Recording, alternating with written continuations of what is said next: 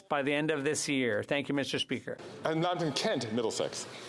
Speaker, after enduring 8 years of this NDP Liberal government, 1 in 5 households in Ontario are struggling to put food on their tables. That adds up to 2.8 million people, including 700,000 children. This is shocking. This is the highest record numbers that we've ever seen. It's painfully clear that this Prime Minister is not worth the cost. So will the Prime Minister tell his appointed senators to stop delaying Bill C-234 and to pass the bill now to bring lower prices for food for all Canadians? The Honourable President of the Treasury Board. Mr. Speaker, we introduced legislation in this House today which seeks to modernize competition laws to stabilize grocery prices, and we encourage everyone in this chamber to vote in favour, including the member opposite. In addition, Mr. Speaker, I wonder why the party opposite continually votes against measures that aim to make life more affordable for Canadians, whether it is the Canada Child Benefit, whether it is $10 a day childcare, whether it is supports for small businesses. Every single time the party opposite votes against, and it's really difficult to understand what is their plan.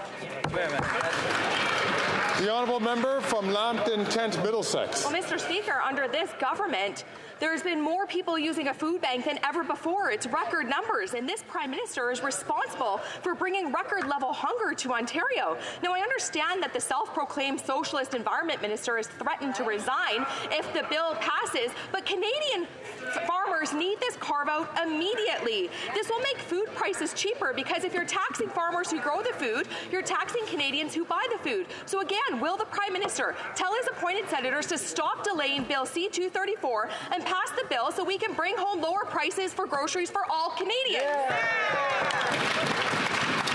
The Honourable Parliamentary Secretary. Thank you, Mr. Speaker. I just start by reminding the members opposite that the Senate is independent, and the only senators that sit in a caucus sit in that Conservative caucus.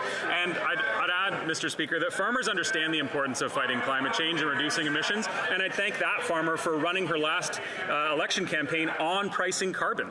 That's why our pollution pricing policy reflects the realities of Canada's agriculture industry. We've spent almost $500 million on R&D and adoption for clean technologies for grain drying. We spent $12 million to reduce methane emissions from cattle, and we've spent $670 million to support the adoption of greenhouse gas reduction practices on farms, and we'll keep supporting farmers because they're key to fighting climate change.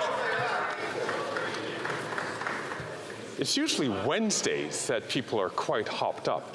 It's a little surprising that it's happening today on a Thursday. I ask all members, please, allow the person who has the floor to speak so that we can hear